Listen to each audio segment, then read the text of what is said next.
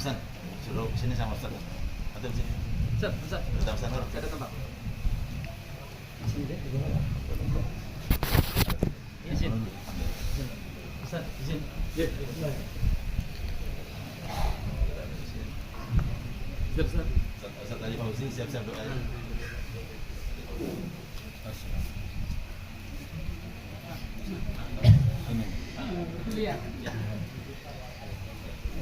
Bismillahirrahmanirrahim. Assalamualaikum warahmatullahi wabarakatuh. Alhamdulillahirabbil alamin. Alhamdulillah bi ni'matihi tatimmu shalihat. Segala puji bagi Allah Ta'ala, Tuhan pencipta alam semesta, yang dengan segala nikmat-nikmatnya menjadi sempurna segala amal-amal kesalehan.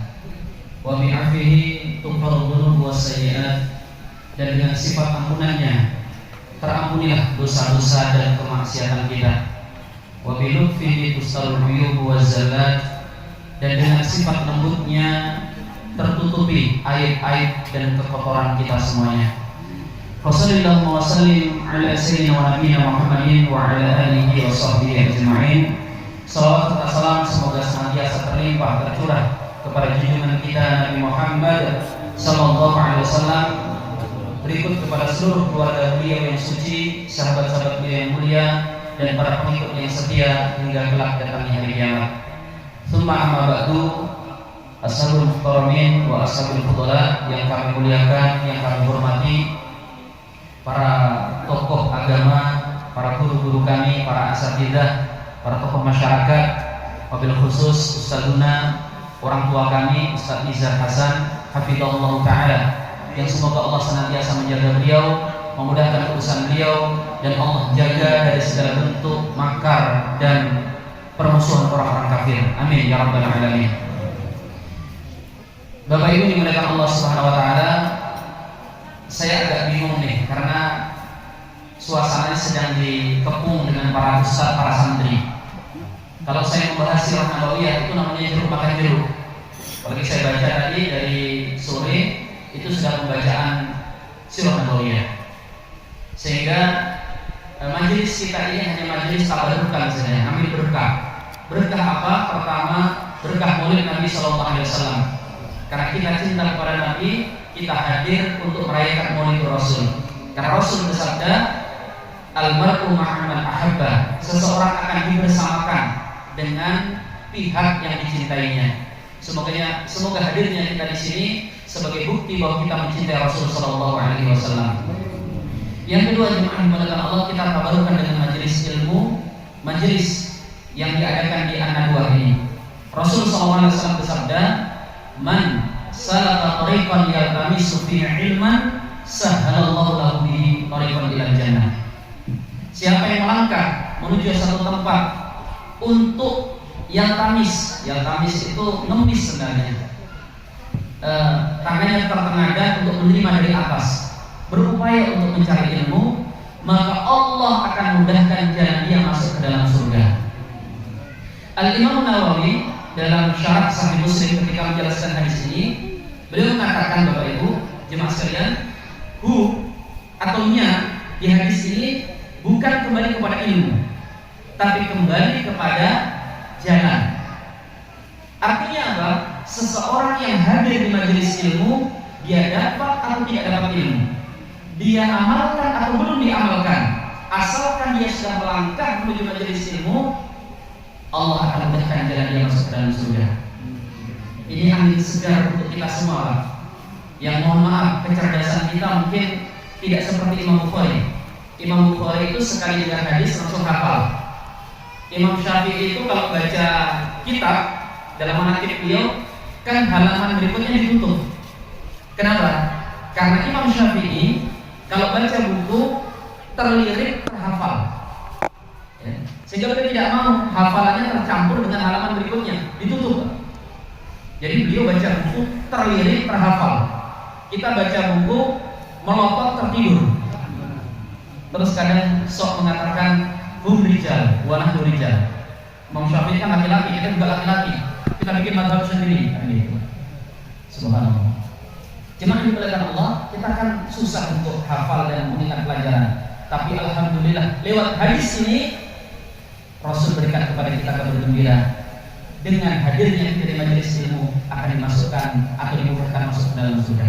Amin. Bapak Ibu dimuliakan Allah, kalau kita baca hadis itu banyak fadilah-fadilah amal. Kalau kita melakukan ini masuk surga, melakukan itu dapat surga. Tapi amal yang mempercepat masuk ke dalam surga tidak banyak. Di antaranya hanya majelis ilmu atau menghadiri majelis ilmu. Masuk cepat. Mungkin antum berpikir gini, Ustaz, apa pentingnya cepat-cepatan masuk surga? Yang penting kan masuk. Dah, jemaah dimuliakan Allah, jangankan masuk surga, kita masuk rumah baru saja itu pengennya cepat-cepatan. Tes water, kita tes dulu. Nanti kalau saya salah mau dikoreksi. Bapak Ibu tinggal di rumah yang sekarang kayaknya perlu diperluas. Karena apa? Anak sudah nambah, kemudian mertua juga ikut, pembantu tadinya cuma satu, sekarang sudah nambah, satu tukang sapu, satu tukang cuci, satu tukang setrika, satu tukang kebun. Jadi perlu rumah nambah lagi. Nah kebetulan alhamdulillah pada Allah kita dapat rezeki, nggak banyak sih, dari tempat kerja kita dapat bonus tahunan cuma 1M. Banyak nggak 1M di sini? Banyak. Saya ngomong tadi agak langsung berdesir saya. 1 miliar gitu. Nah, kebetulan lagi namanya orang lagi ujur, semuanya kan katanya serba kebetulan, padahal itu diatur oleh Allah. Kita baca iklan ada rumah dijual, tempatnya strategis, kita juga tahu ini tempat yang nyaman. Terus kita hubungi, kita tanya tuh harga rumahnya, ternyata juga 1M. Harga sesuai, masuk, kita butuh, duit ada.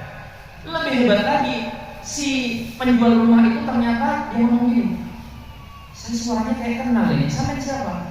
Setelah kenalan, dia teman kuliah kita dulu atau teman SMA. Nah dia ngomong gini aja, Mas, Cak, Bro, Besti, Bapak istilahnya. Kalau untuk sampean nggak usah 1M, udah duit itu 700 saja, saya diskon 300 juta. Silakan. Saya mau nanya kan, duitnya sudah ada, kita butuh, harganya murah, diskon. Itu beli rumahnya tahun ini atau nunggu 2024? Sekarang Pak ya? Masya Allah. Langsung selesai pengajian bisa transfer. Padahal hadirin dimuliakan Allah, itu rumah di dunia kan? Berapa lama sih kita tempati rumah di dunia? Gak mungkin sampai 100 tahun. Itu saja kita ingin cepat-cepatan. Lalu bagaimana dengan masuk ke dalam surga yang Rasul mengatakan kenikmatannya, mala ainun ra'at wala udhun sami'at wala khatra ala qalbi bashar. Mata tidak pernah melihat, telinga tidak pernah mendengar adanya kenikmatan seperti itu, dan imajinasi kita yang paling liar sekalipun tidak bisa menggambarkan kenikmatan surga. Maka tentu kita berharap semoga Allah mudahkan kita semuanya, dimudahkan cepat masuk ke dalam surga kelak. Amin ya rabbal alamin. Jemaah dimuliakan Allah, saya hanya ingin sedikit mengulik saja dari ilmu para ulama terkait ayat yang tadi dibaca oleh Ustaz Luna di surah Al-Ahzab ayat 21 yang terakhir dibaca. Laqad kana lakum fi Rasulillahi uswatun hasanah. Dan saya hanya akan membahas dua kalimat atau dua kata di akhir saja, yaitu uswatun hasanah. Al-Imam Fakhrur Razi dalam Mafatihul Ghaib beliau membahas tentang kedudukan kalimat ini. Kenapa bentuknya masih nakirah? Uswatun hasanah. Kenapa tidak ma'rifah? Misalnya uswatul hasanah atau dua-duanya al-uswatul hasanah. Dan tentu saya yakin kita semua tahu ya bahwa kata dalam bahasa Arab terbagi menjadi dua, ada nakirah, ada ma'rifah. Ustaz yang mana? Belum jelas. Tapi ketika al-ustadu, seorang ustaz, ada ustaz yang dibicarakan. Masjid yang mana? Wallahu a'lam. Tapi ketika al-masjidu, sebuah masjid. Nah, harusnya kata beliau harusnya ma'rifah, tapi kenapa nakirah? Seakan-akan belum jelas. Al-Imam Fakhrur Razi mengatakan, jemaah, tujuan Allah menakirahkan uswatun hasanah supaya tidak ada yang berani mencoba membatasi keteladanan Nabi SAW. Sehingga seakan-akan Allah menjamin lewat ayat ini, Rasul itu engkau teladani, apapun, sisi manapun, bagaimanapun akan mendatangkan kebaikan kepadanya. Sehingga ayat ini bantahan Bapak Ibu dimuliakan Allah jemaah sekalian, orang yang mencoba mengkaplek Nabi mengatakan gini, Ustaz, saya memang muslim Ustaz, saya bisa ikuti Nabi sholat, saya ikuti Nabi sholat, puasa, zakat, umroh, saya ikuti Nabi. Tapi mohon maaf kalau ngatur rumah tangga saya nggak bisa ikuti Nabi. Oh, saya muslim Ustaz, jelas saya sholat cara Nabi, saya ekonomi ikuti cara Nabi. Tapi mohon maaf, cara saya bermasyarakat, saya nggak bisa ikuti Nabi. Nabi kan masa lalu. Ya maaf dimuliakan Allah, kita akan jabarkan ayat ini. Yang pertama, Rasul SAW lewat ayat ini dijamin bahwa beliau bisa diteladani oleh siapapun. Nanti mohon silakan kalau misalnya ada yang nggak pas, nggak apa-apa Pak. Ini kan majelis ilmu. Langsung aja, acung tangan. Ustaz, ini saya protes ini, saya persilakan. Kita diskusi. Rasul itu bisa diteladani oleh siapapun. Kenapa? Karena profesi beliau multi. Coba lihat Nabi Muhammad. Beliau seorang ayah, betul? Putra putri beliau ada 7. Beliau seorang suami. Beliau seorang mertua. Beliau seorang guru. Beliau seorang pedagang, seorang peladang, seorang pengembala, seorang karyawan, seorang bos. Pendek kata, tidak ada alasan umat ini lari dari Nabi. Aku nggak bisa ngomong gini, Ustaz. Gimana saya menyentuh Nabi ya? Wong saya ini bos, Ustaz. Bos saya ini, karyawan saya itu banyak.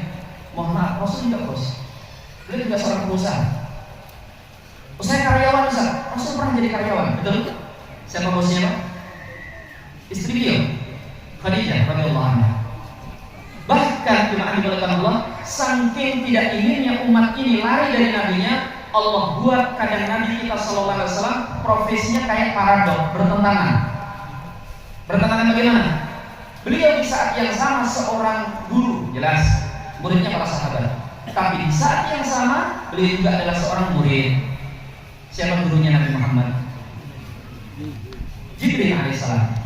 Beliau memurojaah mentafsir Quran tiap tahun. Nabi SAW bisa dikatakan miskin, dan ini saya yakin Ustaz-Ustaz sudah sering menyampaikan simbol kemiskinan Rasulullah. Perut beliau pernah diikat diganjal dengan bebatuan untuk menahan rasa lapar. Beliau pernah dapurnya 3 hari tidak mengepul. Dan kesederhanaan yang lain, gambar kemiskinan Rasul.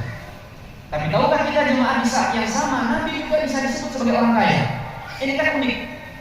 Karena orang kaya tidak akan disebut miskin, orang miskin tidak akan dikatakan kaya. Tapi tidak dengan Nabi kita SAW. Mau disebut kaya bisa. Saya sedikit cerita, boleh saya cerita sebentar? Kalau nggak boleh tetap saya sampaikan. Karena miknya masih sepegang. Jangan bisa bicara minta. Jemaah dimuliakan Allah, ketika kami masih mahasiswa, itu kerjaan mahasiswa Timur Tengah itu jadi kalau musim panas liburan jadi pembimbing jemaah haji. Saya ajak jemaah itu ke daerah Jironah. Semoga semuanya dimudahkan untuk berangkat umroh tahun ini atau tahun depan. Amin. Tapi tidak cukup amin, cepat datang. Amin aja kalau nggak datang nggak berangkat, langsung hubungi Ustaz bisa. Promosi, tadi kan ini aja, tidak promosi. Jemaah dimuliakan Allah, di Jironah itu saya katakan ini, Bapak Ibu sekalian, tolong semuanya HP-nya dikeluarkan. HP, tolong dikeluarkan. Yang di sini nggak usah, di sini ngaji aja, ini cerita. Semua pernah keluarin HP. Buka aplikasi kalkulator. Buka semuanya. Sudah siap bisa. Baik, kita akan hitung duitnya Nabi di sini, Pak. Yang pertama, untanya Rasul sallallahu alaihi wasallam. Ada yang tahu untanya Nabi ada berapa? Yang tahu saya persilakan pulang duluan, karena berarti sudah hafal ceramah saya. Berapa? Oh, nggak tahu ya. Sudah deg-degan saja. Ada yang tahu bocor nanti. 24.000 ekor. 24.000 ekor. Waktu itu harga onta, siapa terakhir di sini beli onta tahun ini? Nggak ada ya. Waktu itu masih 20 juta. Waktu saya ngitung itu, sekarang paling murah onta itu 38 juta. Itu onta sembelihan, Bapak Ibu. Belum onta rahilah. Karena tentunya yang dipunyai Nabi itu bukan cuma onta sembelihan. Ada onta rahilah. Apa itu onta rahilah? Onta tunggangan. Nah ini unik lagi. Ada hadis Nabi SAW, An-nas kami'atul ibil, atau An-nas kam ibilil mi'ah. Manusia itu seperti 100 ekor unta, kata Nabi. Yang hampir tidak ada dari 100 itu seekor rohilah. Apa maksudnya? Kok kita disamain Nabi sama unta? Ya bukan berarti Nabi menyamakan kita dengan hewan. Maksudnya ini rumus berjuang. Kalau kita punya 100 orang, satu siap diajak berjuang, itu sudah bagus. Itu rumus perjuangan. Nah kalau kita tahu ini, kita nggak akan gampang baper. Misalnya kumpul orang banyak itu terus begitu berjuang pada hilang, yang muncul cuma 2 orang. Rohilah tidak banyak. Rohilah tidak pernah banyak. Orang yang siap habis-habisan itu tidak pernah banyak. Nah kita kembali, rohilah itu harganya, atau rohilah sepengetahuan saya 800 juta yang paling murah. Tolong saya dikoreksi kalau saya keliru. Itu unta tunggangan 800 juta. Karena unta itu beda sama kuda. Kuda itu kalau kita bina, kita didik, langsung bisa jadi apa? Jadi kuda tunggangan. Sapi juga itu, tapi unta enggak. Ada bawaan, kemudian bawaan dia. Ini jadi pemimpin unta saya. Oke, potong harga 220 juta kali sekian. Sudah Bu, sudah Pak. Baik, sekarang kambingnya Nabi. Nanti mohon dicocokkan siapa yang jual kambing di sini banyak mana sama kambingnya Nabi. Jumlah kambingnya Nabi di Ji'ronah itu cuma sekitar 40.000 ekor. Harga kambing berapa di Samarinda? 5 juta sekarang ya, ya Allah. Apalagi naik sekarang, katanya kambing nggak bisa nyebrang dari Pulau Jawa karena lagi di lockdown katanya. Waktu itu harga masih 2,5 juta. Kalikan 40.000, alih pemerintah. Baik, kudanya Nabi belum nyampe ke kuda pada gini semuanya. Ustaz, huruf E keluar di kalkulator. Apa itu artinya? Error. Gak cukup hitung duitnya Nabi Sallallahu Alaihi Wasallam. Saya tantang sekarang orang-orang kaya yang ada di sini. Mohon maaf ini, sombong dikit. Siapa yang pernah hitung duitnya terus keluar huruf E? Saya tidak mana HP-nya. Saya hanya memperluas lahan pondok anak buahnya. Ada nggak? Gak apa-apa. Jujur kan? Terus terang, terang terus. Gak ada ya. Makanya yang kaya gak ada alasan untuk lari dari Nabi kita Sallallahu Alaihi Wasallam. Ikuti Nabi kita. Jadi Rasul Alaihi Wasallam itu uswatun hasanah dalam segala sisi dengan hadirat Allah.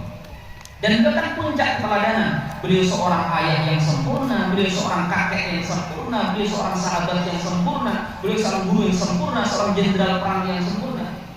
Makanya sejarah Nabi SAW itu luar biasa isinya. Nah ini juga kan kadang kita ada ngomong gini, Ustaz, saya tahu Nabi saya sempurna Ustaz.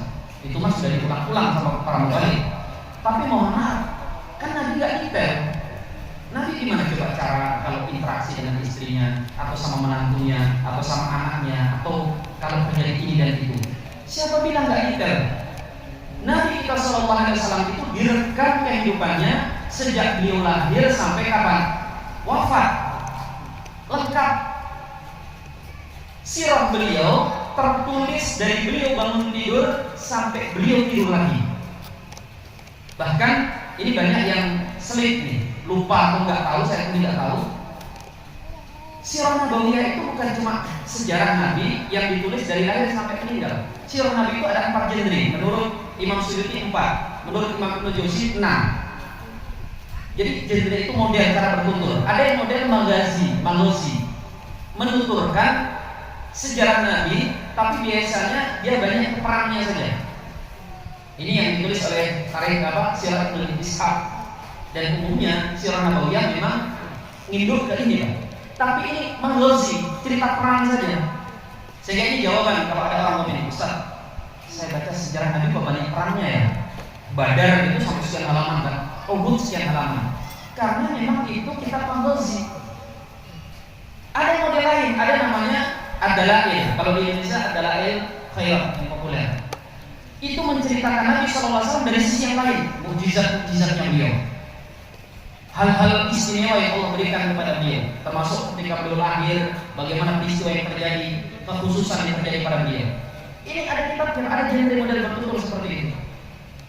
Nanti ada Syama'il, kan gitu. Kalau Syama'il, ciri fisiknya Nabi, sama kebiasaan beliau, sampai rambutnya Nabi itu lengkap di situ dibahasnya. Nanti ada Khosois, model lagi Khosois Muhammadiyah misalnya. Nah, ini bukti bahwa ulama kita itu tahu kejiwaan manusia. Kayak kita lah nonton film gitu kan, ada yang suka action gitu kan, atau war, ada yang suka drama. Ini sukanya drama Korea semuanya dari sini. Enggak, kan itu kan, ada yang suka komedi. Ternyata ulama kita cerdasnya minta ampun. Mereka sudah atur sirah nabawiyah itu begitu cara bertuturnya. Nah kalau kemudian kita tidak tahu, masalahnya di kita bukan di sirah nabawiyahnya. Ayo sekarang saya tes, mohon maaf ini. Yang penting Ustaznya nggak jawab, ya, yang santri-santri aja. Nabi sehari semalam berapa kali makan? Ada yang pernah baca nggak riwayat? Nabi itu kira-kira makannya. Kalau bapak ibu sini makannya sehari semalam biasa berapa? 4 kali ya? Kalau buntang 3 kali. Di sini 4 kali banyak itu. Pagi, siang, malam 3 ya. Nah itu dia masalahnya. Ternyata Nabi kita Sallallahu Alaihi Wasallam makannya 4-5 kali dalam sehari. Kok banyak Nabi? Sebentar, jangan emosi dulu. Masalahnya orang Indonesia itu makan apapun kalau nggak ada nasinya, jadi katanya belum makan. Coba sekarang kita itu, makanya kita 3-4 kali nggak? Pagi ngopi nggak biasanya atau teh? Ngopi teh. Itu satu itu makan namanya apa? Emang cuma pakai kumur-kumur kan enggak? Teman. Kemudian gorengan ada, biasanya ada ya, rebusan kelapa 2, pecel pagi, nasi kuning, banyak 2 ini. 3, makan siang 4. Antara sarapan sama makan siang kira-kira ada punya sesuatu? Saya nggak yakin kalau nggak ada. Pasti apa masuk ke mulut? 5. Makan malam 6. Antara makan siang atau makan malam ada punya sesuatu? Ada 7. Terang bulan. Ini tadi sudah makan malam belum? Sudah ya. Selesai pengajian ada makannya nggak? Itu apa di kotak itu kalau itu apa iPhone atau iPhone?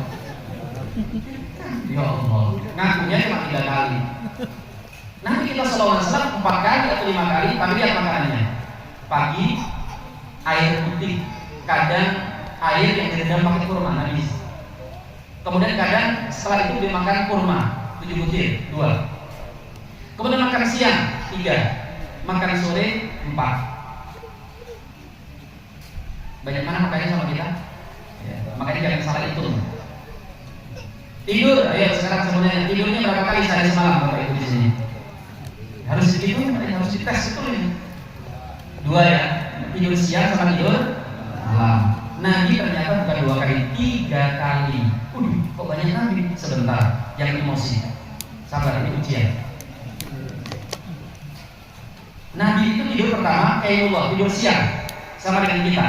Cuma mohon maaf, harus saya koreksi.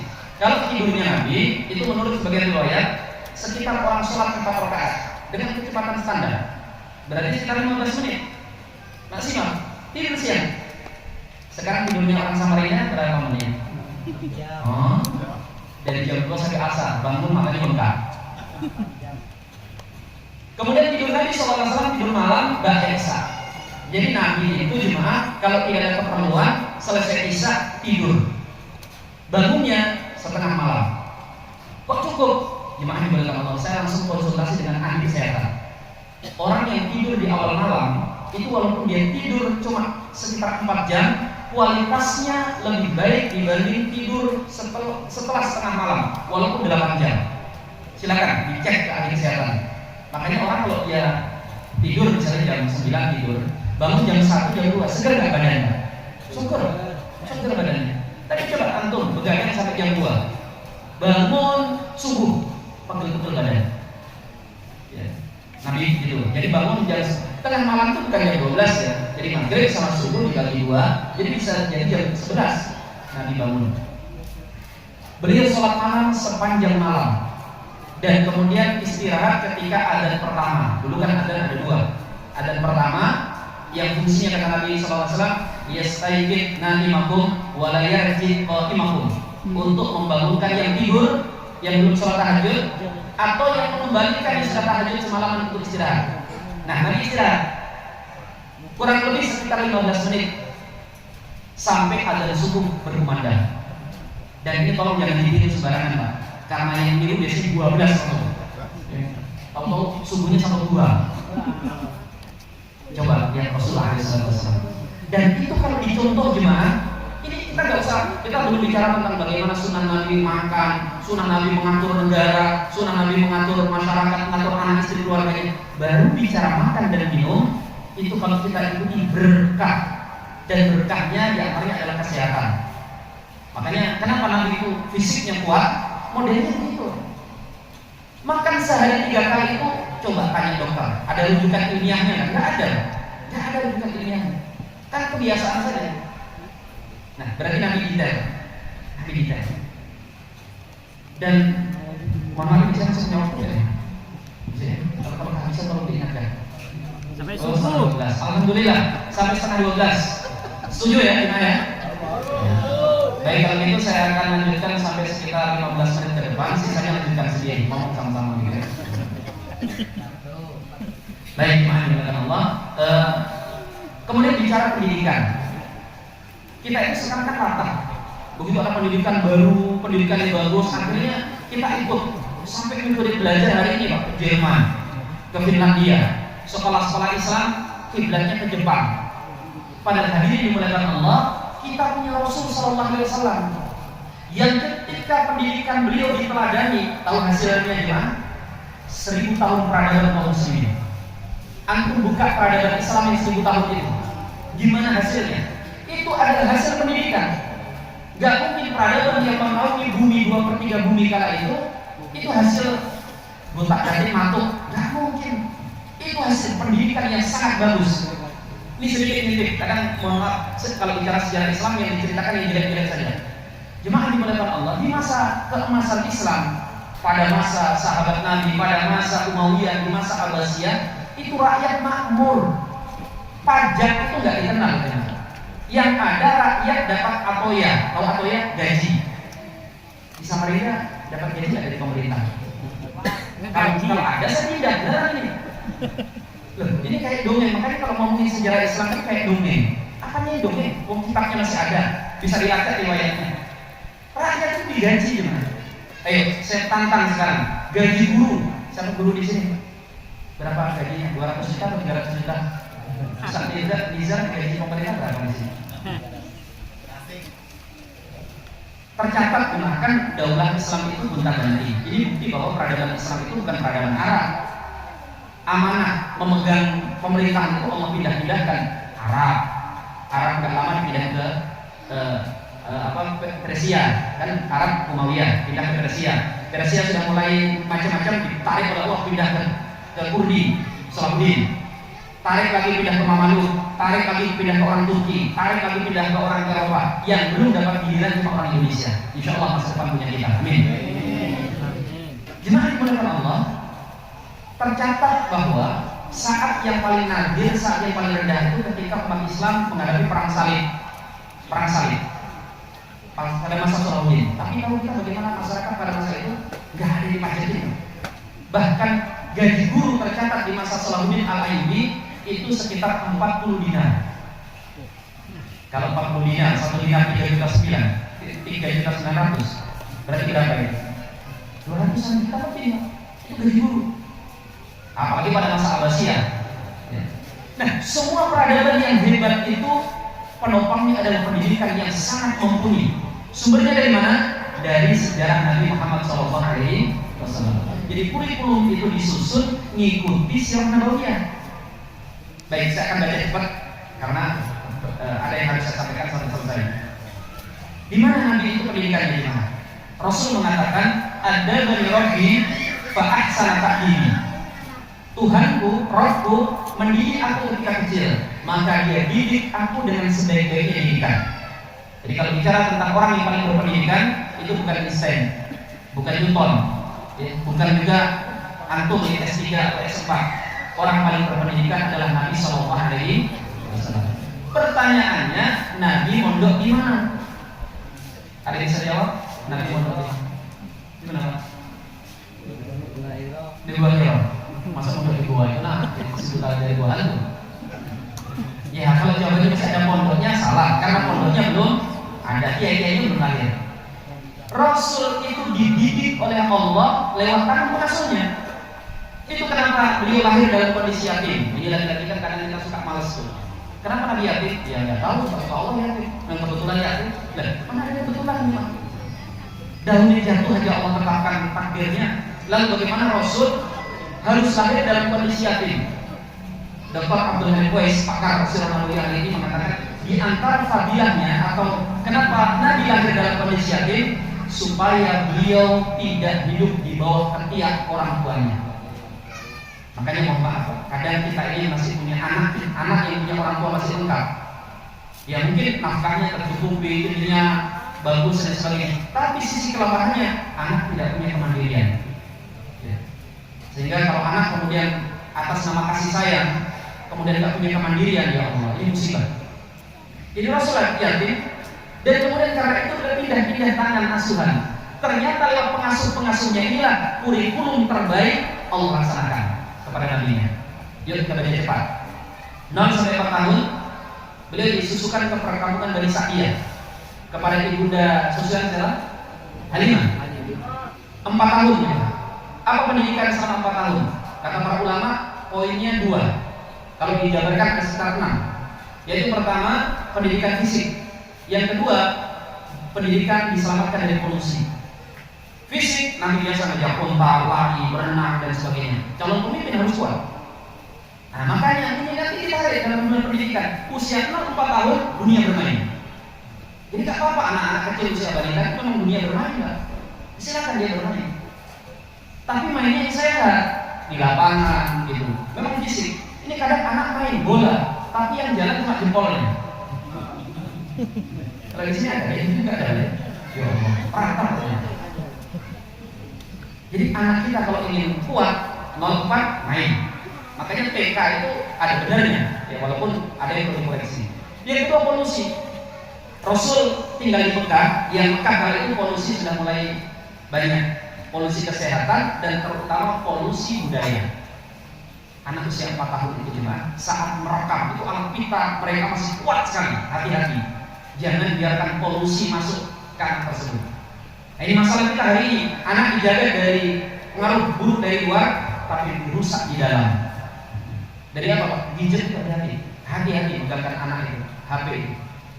Baik, usia 5 tahun lebih baik ke ibu dan tercinta Aminah dirawat tidak lama kan, cuma 2 tahun. Meninggal ibu dan tercinta, beliau kemudian dipindah tangan lagi. Nah, apa pendidikan yang diberikan oleh Allah lewat ibu dan tercinta? Kata para ulama, pendidikan adab tata krama. Dan ini nanti diterjemahkan dalam sistem pendidikan Islam, utak pendidikan akidah akhlak. Jadi kalau mau menanamkan etika adab, jangan nunggu anak SMP, apalagi SMA. Capek kita dibantahin kan? Nah, itu kolot Pak. Ngapain masih kayak gitu? Itu kuno. Tanamkan usia 5-6 tahun. Makanya kan ada yang unik di dalam kitab fikih. Hari ini masjid itu kalau di Buntan, saya nggak tahu kalau kondisi di Samarinda, ada 2 madhab, ada 2 kubu. Kubu pertama, kubu liberal. Anak kecil sebebas-bebasnya di masjid. Waris sama waris ini, ustaz lagi ceramah, duitnya diambil. Oh iya benar Pak. Saya mau lihat Nabi kan pusing sama anak. Pencilaan gitu kan. Yang kedua, ada yang protektif. Anak kecil baru masuk masjid motorin. Ayo ikut, terus begitu. Jadi anak kecil ribut dikit dibentak. Saya pernah pas khutbah, mau naik itu, ada bapak-bapak marahin 2 anak kecil. Aku marahin. Setelah anak ini keluar, ternyata apa? Dia tidur. Oh, saya baru ngerti. Ternyata dia marah itu bukan karena ribut di masjid, ganggu ustaz ceramah. Ternyata ganggu dia tidur. Kita ini kan suka aneh, Pak. Anak kecil padahal masih memang dunianya dunia bermain, ribut kita marahin. Giliran orang tua ngobrol di masjid kita biarin, bahkan rokokan dalam masjid. Itu yang harus dimarahin, Pak. Baik, saya akan bahas nanti pada berantem masalah rokok. Kita akan bahas yang lainnya. Gimana ini oleh Allah Subhanahu Wa Taala? Nah ini di kitab fikih ada pembahasan kan. Madzhab Maliki yang unik. Madzhab Maliki mengatakan, menurut kami anak kalau ke masjid hendaknya tidak kurang dari 5 tahun. Ini bukan masalah 5 tahunnya, tapi lihat alasannya. Karena anak usia 5 tahun itu sudah tahu adab-adab di masjid. Kebayang sekarang kan? Bagaimana tertinggalnya kita tentang adab. Anak zaman dulu usia 5 tahun selesai bab adab. Anak sekarang selesai adab umur berapa? Lagi-lagi saya nggak usah ceritain orang, ceritain pengalaman saya. penuh dengan pengalaman saya. Ya, karena memang tadi gambarnya di jalan ya, merantau kemana-mana. Begitu saya sholat, pernah saya masuk sebelum COVID, sholat di masjid. Ini anak SMP SMA, tadi sholat berjamaah dulu. Saya masuk pakai celana, kok Allah celananya mirip sama seragamnya mereka. Itu mainan, ada yang lari jewer-jeweran, injek-injekan kaki. Pas saya sholat, kaki saya injek, pas kena jempolnya gitu. Saya emosi betul. Tapi itu yang mirip. Mungkin dia lihat ada jenggotnya dikit kan. Itu si anak kabur. Jadi sholat hijrah dari sini. Saya untung sudah dipanggil Ustaz. Kalau nggak saya cari anak itu. Coba. Ini bab adat ayo kita selesaikan. Dan adat ini mahalnya minta ampun. Sampai ulama membahasakan al-adabu fawqal ilmi. Adat itu posisinya di atas ilmu. Dan adat ini kayak diamputasi hari ini dari pendidikan Islam. Moga ini tetap terjaga termasuk pesantren tercinta kita anak dua ini. Kenapa ini mengandalkan Allah? Bahkan sampai pendidikan Islam yang berlabel Islam adab dibuang. Kenapa? Karena adab itu susah nilainya. Pendidikan adab itu begitu ditanam seperti kita nanam bambu. Tanam ke bawah. Kan bambu gitu ke bawah, nggak muncul-muncul lama. Tapi sekali muncul, tahu tak bambu itu kalau dimatikan susah minta ampun. Tebang tumbuh lagi. Itu sistem pendidikan Islam. Sedangkan kita hari ini nggak seperti itu. Hari ini pendidikan harus kelihatan. Mondok baru berapa bulan, kamu sudah bisa apa berapa juz? Ini nggak benar. Akhirnya pendidikan kita kayak toge, baru di hari ini disemai, besok tumbuh. Tapi nggak usah nunggu diseruduk sapi ya, nggak usah nunggu disekembang, ketika akhir patah. Makanya adab ini mahalnya minta ampun. Kenapa adab dibuang? Karena akhirnya sekolah kan hari ini modelnya kayak iklan. Wah, kalau nunggu ditanam nggak kelihatan siapa yang mau masuk sini. Pondok kan sekarang gitu Pak, ditempel hafal Quran dalam 8 bulan. Pondok kami hanya 2 bulan hafal Quran begitu. Kenapa? Karena itu tadi kepentingannya adalah banyak-banyakkan donatur, banyak-banyak income. Nah, ini jemaah yang berdoa, semoga Allah jaga pesantren dan anak kita. Amin ya Allah. Amin. Lanjut. Ibunda tercinta meninggal, beliau pindah tangan kepada kakek beliau. Siapakah kakek Rasulullah? A. Abdul Muthalib, B. Abu Thalib, C. Sambu. C. Siapa? Hamzah. Siapa? Abdul Muthalib. Masya Allah, ini sebenarnya tahu kan? Saya cuma bercanda. Bisa tahu orang pada tahu kan? Ini enaknya ngaji sama orang-orang tawadhu ini begini. Tapi katanya kalau sudah jam 10 tawadhu sama ngantuk beda-beda tipis katanya. Mohon maaf. Ya, Abdul Muthalib. Profil Abdul Muthalib itu tokoh masyarakat Mekah, besar. Bahkan di sirah disebutkan kalau ada pertemuan Abdul Muthalib absen batal. Nah uniknya Muhammad kecil yang usianya 7-8 tahun itu selalu dibawa oleh Abdul Muthalib, ditaruh di sampingnya. Padahal dulu dan sekarang sama Bapak Ibu dimuliakan Allah. Rapat penting tidak dihadiri anak-anak. Anak-anak biasanya disuruh di luar kan. Tapi setiap kali Abdul Muthalib dikritik atau diprotes sama teman-temannya, buat Abdul Muthalib, ya dapat ini anak anda ini suruh main di luar sama teman-temannya. Ngapain dia di sini? Apa kata Abdul Muthalib? Da'hu fa inna ibni hada sayakunu lahu sya'nun 'azim. Udah biarin aja. Cucuku ini nanti akan jadi orang besar.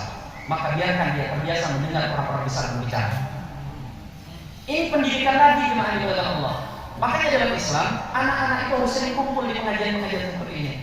Jangan dilarang. Namanya anak-anak bermain. Yang nggak wajar itu bapak-bapak pengajian mainan, itu kan nggak wajar. Mainan HP, mana orang ini? Favorit Ustaz. Kok anak-anak mau dunia bermain? Bahkan kan nanti pakar pendidikan mengatakan ciri orang-orang anak-anak pintar. Iya, kalau ada orang tua ngomong dia domblong. Apa domblong itu? Ini bahasa Suriname ya, mohon maaf. Ya Jawa. Bingung ngomong.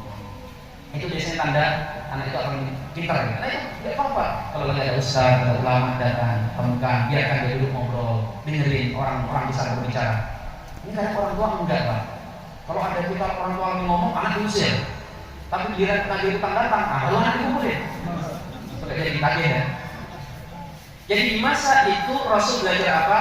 Belajar retorika dan kepemimpinan dari orang-orang besar. Baik, kita percepat. Skip. Abdul Muthalib wafat, beliau pindah ke pamannya. Di pamannya ini beliau belajar 13 cabang ilmu. Saya akan ambil dua saja yang paling penting. Pertama mengembala, yang kedua berdagang. Ayo. Sampai dari mengembala itu ilmu besar. Makanya Rasul mengatakan tidaklah diutus seorang nabi dan rasul kecuali dahulunya dia seorang pengembala kambing. Karena dari mengembala ini cuma belajar banyak hal, belajar kesabaran, ketabahan, keberanian, kekuatan, manajemen waktu, dan yang paling penting belajar rasa, kepekaan. Kan ini yang mahal.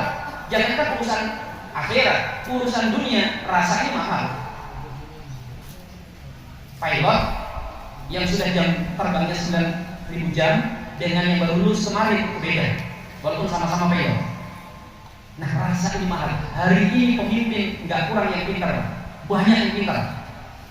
Tapi yang peka, yang punya rasa terbatas. Saya punya ustaz beliau itu kalau ada kambingnya itu gitu, dia bisa bedain. Ini mbak lapar ini mbak takut, ini mbak pengen kawin. Gitu. Coba, antum ada yang tahu nggak? Kan bahaya kalau jadi pemimpin, rakyatnya mbak, terus dia baca, tadi pengen kawin. Padahal kelaparan nggak makan dari kemarin rakyat. Kan ini yang terjadi dengan kita hari ini, pemimpin yang mati rasa. Makanya ajaib karena yang terjadi. Orang bikin pesantren nggak pernah nyantri. Itu dari bagaimana dia membangun pesantrennya. Dia pikir pesantren itu yang penting dia bisa bikin seperti yang dibikin oleh Ustaz Iza. Orang dia Ustaz Iza bikin masjid, saya bisa bikin masjid. Bukan begitu jemaah yang dimuliakan Allah.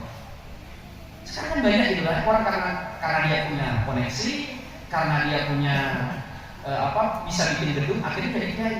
Padahal untuk jadi kiai atau menjadi pendiri pesantren, dia harus pernah nyantri. Jangankan mendidik jiwa manusia, menyembuhkan jiwa manusia. Kan ini tempat untuk mengobati jiwa manusia. Untuk mengobati fisik manusia saja nggak boleh sembarangan. Orang mau buka praktek, Pak, dokter itu kan nggak boleh hanya sekedar ganti baju putih, nggak boleh. Dia harus pendidikan, pernah belajar di kesehatan. Kalau nggak pernah kesehatan juga, tetap nyuntik orang, itu jatuhnya nanti jadi kayak Samsudin itu. Ada muridnya nggak sih? Mohon maaf ya, Pak. Oh tenang, ada tapi kayaknya sudah obat diminta sama Ustaz kita. Cuma dimuliakan Allah, kan itu rasa ini mahalnya minta ampun. Nah, sehingga ulama nanti mengatakan kalau bisa pendidikan Islam itu ada mengembala. Kalau tidak ada kambing, ya sapi. Kalau tidak ada sapi, apalagi apa? Ya walet yang boleh nanti. Walet malah gimana ya? Dari pawang gitu.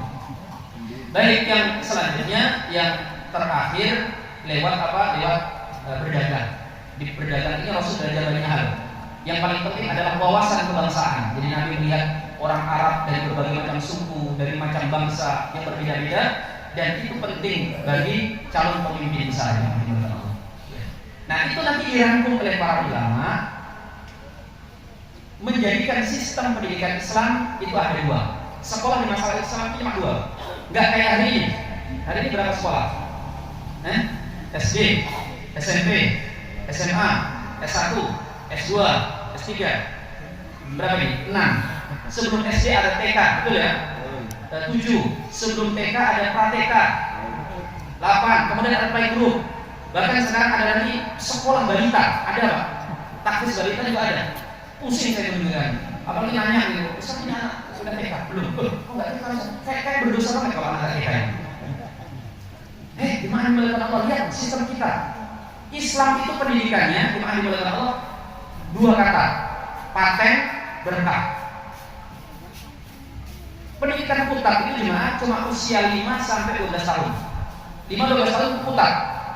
Yang dipelajari nggak banyak, nggak kayak hari ini. Anak itu lihat tasnya aja penuh sama buku. Pinter nggak, saya apa lagi? Panjang sekolahnya kemana-mana, muter-muter, akhirnya nggak jelas juga.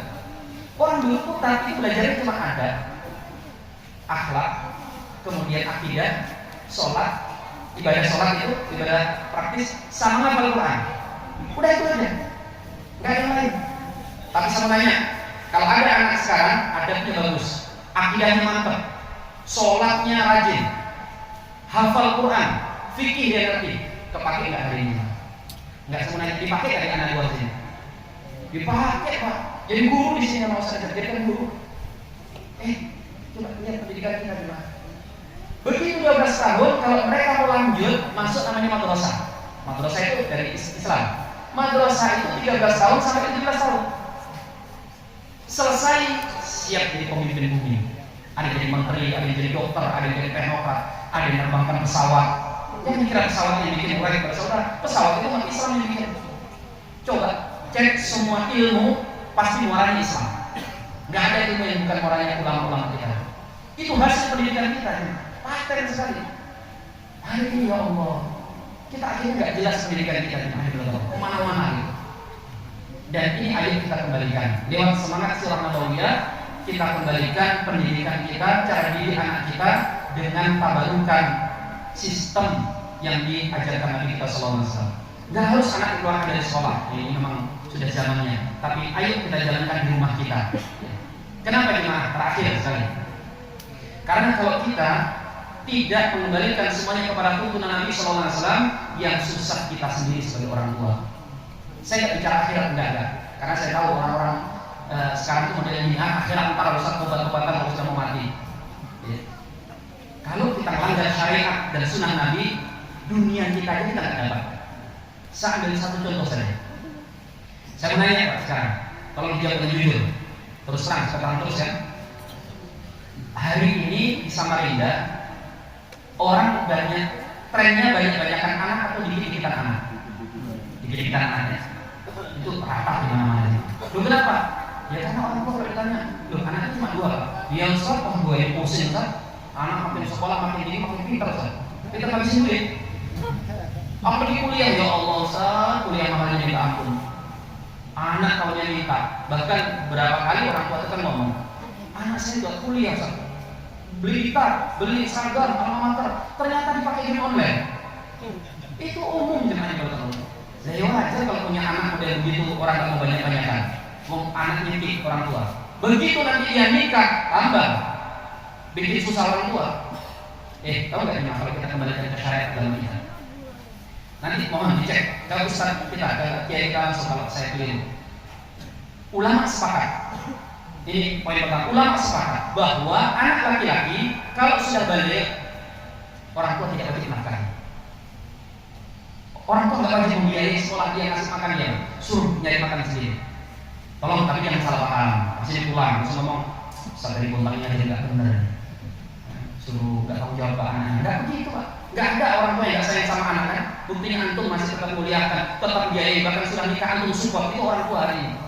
Tapi jemaah di bulan ini maksud saya, anak harus dipahamkan. Nah, kamu itu bapak nggak wajib menafkahi. Dia harus ngerti itu anak itu. Sehingga apa? Yang nanti munculnya kesyukuran, ya Allah, orang tua saya nggak wajib, cuma sunnah, tapi tetap dia biayain dan dia support. Sehingga apa? Nggak ada cerita anak bakar kasurnya orang tua gara-gara minta motor nggak diberikan. Nggak ada ceritanya nanti anak apa maksudnya? Ya, mukul orang tua gara-gara HP-nya nggak diberikan. Kenapa? Karena dia tahu bahwa dia ketika balik selesai kewajiban orang tua. Dan ini jemaah, saya mohon maaf sekali lagi, mohon maaf, kita boleh mengatakan orang tua kita dulu. Kolot lah, nggak ngerti pendidikan lah, tapi lihat Pak, hasil pendidikan orang tua kita dulu ini, antum-antum semuanya. Yang jadi manusia, jadi orang, yang alhamdulillah Allah berikan kemudahan. Itu dari mana jemaah? Karena rata-rata anak dulu itu diajari kemandirian ketika balik. Saya yakin dari antum ini ada yang ketika sekolah sambil jualan, ya, dari kita ambil usaha, ada yang sambil bantu orang tua di mana kita. Makanya ini jangan sampai kita hilangkan dari anak kita atas nama apa? Atas nama saya. Ya. Nah ini kan dia ketika syariat nggak diajarkan. Yang kedua ini Allah. Yang kedua, ulama sepakat bahwa harta anak laki-laki adalah milik orang tuanya sampai kapanpun. Kalau ibu-ibu itu jelas, kita tahu kalau seorang wanita itu menikah, makanya sedikit suaminya kan, baktinya udah pindah gitu. Bukan berarti hilang kontak sama orang tua kan gitu, tapi baktinya sudah ke suaminya. Tapi anak laki-laki, apa kata Rasulullah SAW? Anta wa maluka li abika. Engkau dan harta yang kau punyai semua milik orang tuamu. Sehingga ulama sepakat tanpa khilaf bahwa apa? Harta anak hakikatnya adalah juga milik orang tuanya. Ini aku ngerti nggak ini? Enggak ya? Ya Allah, apa sebab Allah? Kan nanti fikih mazhab cuma ada dua kubu mazhab Hanafi sama Maliki, kubu mazhab Syafi'i sama Hanbali. Tentang apa? Tentang gini. Baik, itu memang milik orang tuanya. Boleh juga orang tua mengambil harta anak tanpa izin anaknya. Kalau mazhab Hanafi sama Maliki boleh membelinya dia, apa masalahnya? Jadi bapak-bapak siapa yang di mazhabnya Maliki sama Hanafi? Boleh Pak. Lagi suntak gitu Pak, di rumah lagi sumpah, lagi puyeng jalan ke rumah anak. Begitu depan rumah ada pajero 3. Boleh. Telepon teman. Aku mau umroh nih, tapi nggak ada duit. Ini ada pajero nih, satu mau ambil kan? Kenapa berapa? Udah nanti tiket umroh berdua sama istri. Oh, boleh nggak? Boleh. Pada panah anak anak nuntut mobilnya bapaknya. Nah, ada yang pindah pada Maliki sama. Kalau menurut Syafi'i enggak boleh, tapi tetap punya hak. Karena menurut Syafi'i mengatakan ini kan duitnya bapaknya, juga duit anaknya, makanya bermusyawarah dulu ngomong. Ya. Jadi ya kayak kita lah Pak, kayak suami istri kan kalau punya tanah enggak main jual-jual aja kan, tetap ngomong ke istrinya walaupun punya dia. Ke anak juga begitu. Tetap enak. Cung, ini Pajero punya kamu semua. Iya Pak, punya saya. Bapak mau jalan-jalan 3 hari sama ibumu ke Eropa. Tolong satu jual. Oh jangan ini Pak. Loh, oh jangan di mana? Anu aja Pak, rumah sebelahnya, pokok sana tidak dijual. Oh iya sudah. Loh duitnya dia. Saya menanya orang tua yang kayak gitu di sini mana? Ini fikih loh. Kalau ada ustaz, kalau silakan disebarkan, sampaikan. Ada yang ngomong sesat, saya tanggung jawab. Ayo dialog, aja ustaz nanti kemuntang. Kita diskusi sampai malam pun nggak apa-apa. Ini selesai dibicarakan dalam fikih mazhab. Masalahnya itu dari negara kita. Sehingga kemudian anak hari ini memperbudak orang tuanya. Ini seperti dikatakan oleh Nabi sallallahu alaihi wasallam tanda kiamat, antalida amman rabbataha. Para budak-budak melahirkan tuan-tuannya. Jangan mau gimana? Ini semuanya bukan salah siapapun, salah kita. Enggak kembali kepada Nabi sallallahu alaihi wasallam. Kalau kita kembali ke anak, ke orang ke syariat, enak hidup kita. Punya anak laki-laki perlu 100. Nah, enak perlu 100 ya. Subhanallah. Baik teman-teman berkat Allah, tidak elok rasanya kalau saya berlama-lama di tengah. Kita tentu nanti pesan bicara ada yang tidak disampaikan. Semoga yang sedikit bermanfaat. Saya mohon maaf kalau ada kata-kata saya kurang berkenan, mohon kiranya dimaklumi. Untuk terakhir kita tutup dengan doa kita khususkan semoga beliau Ustazuna Kiai kita Nizar Hasan dimudahkan oleh Allah Taala, diberikan keberkahan, istri beliau tambah solehah, tambah solehah. Oh enggak apa-apa. Saya mulai emosi. Enggak saya akan bahas nanti ribut. Anak beliau juga tambah solehah dan soleh. Kemudian pesantren ini Allah mudahkan bisa memperluas tempat dan juga dakwahnya. Doa yang kedua mari kita khususkan untuk putra putri kita, semoga menjadi anak yang soleh dan soleha yang kelak akan menjadi pengibar bendera Rasul sallallahu alaihi wasallam. Doa yang terakhir kita doakan seluruh orang tua kita, guru-guru kita yang sudah wafat, pendahulu kita, Allah lapangkan kuburnya, mudahkan di sisinya dan Allah muliakan dan kita kelak dikuburkan di dalam surga bersama mereka. Ya Rabbal alamin. Al-Fatihah.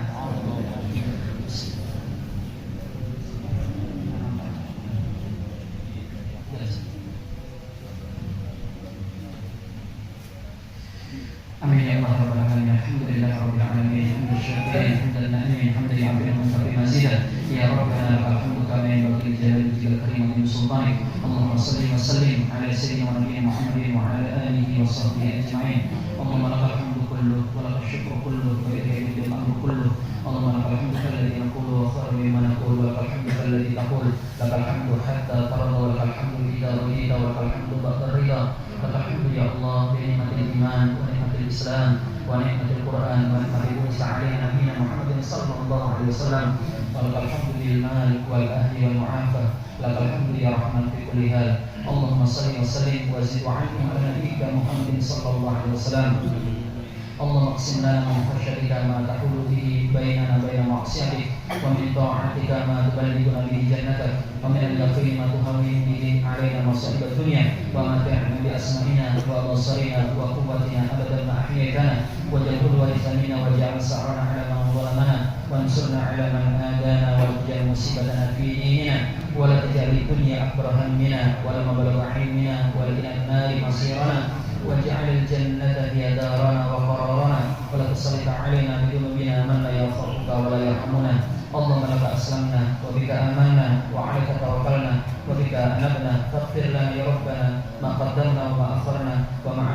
وأسررنا وما أنت أعلم به منا يا ربنا إنك أنت المقدم وأنت المؤخر وإنك على كل شيء قدير. اللهم إنا نسألك من خير ما سألك منه عبدك ورسولك محمد صلى الله عليه وسلم وعبادك الصالحون ونعوذ بك اللهم من شر ما سألك منه عبدك ورسولك محمد صلى الله عليه وسلم وعبادك الصالحون. اللهم إنا نسألك العفو والعافية والمعافاة بين في الدين والدنيا والآخرة. اللهم لا تفرج جمعنا هذا إلا بالذنب المغفور وسعي مشكور وعمل متقبل مبرور والإجابة المبرور يا عزيز الغفور. اللهم اغفر للمسلمين والمسلمات والمؤمنين والمؤمنات خصوصا لأساتذتنا وللمعلمين ولمشايخنا ولآبائنا ولأمهاتنا ولجدتنا ولجدتنا ولإخواننا ولجيراننا. اللهم اغفر لهم وارحمهم وعافهم واعف عنهم. اللهم اجعل قبورهم رياضا من رياض الجنان ولا تجعل قبورهم كفرا من كفر النيران. اللهم انزل عليه رحمة ونعمة ومغفرة وشفاعة. اللهم انزل رحمة ونعمة ومغفرة وشفاعة على أرواحهم برحمتك يا أرحم الراحمين. ربنا يا ربنا آتنا في الدنيا حسنة وفي الآخرة حسنة وقنا عذاب النار وادخلنا الجنة مع الأبرار يا عزيز يا غفار يا رب العالمين. يا ربنا يا ربنا يا إلهي يا إلهنا ها نصرنا إليك وجوهنا ورفعنا إليك أكفنا فلا تردنا يا مولانا خائبين. وصلى اللهم وسلم على سيدنا ونبينا محمد وعلى آله وصحبه أجمعين. سبحان ربك رب العزة عما يصفون وسلام على المرسلين والحمد لله رب العالمين. Wabillahi taufiq wal hidayah. Assalamualaikum warahmatullahi wabarakatuh.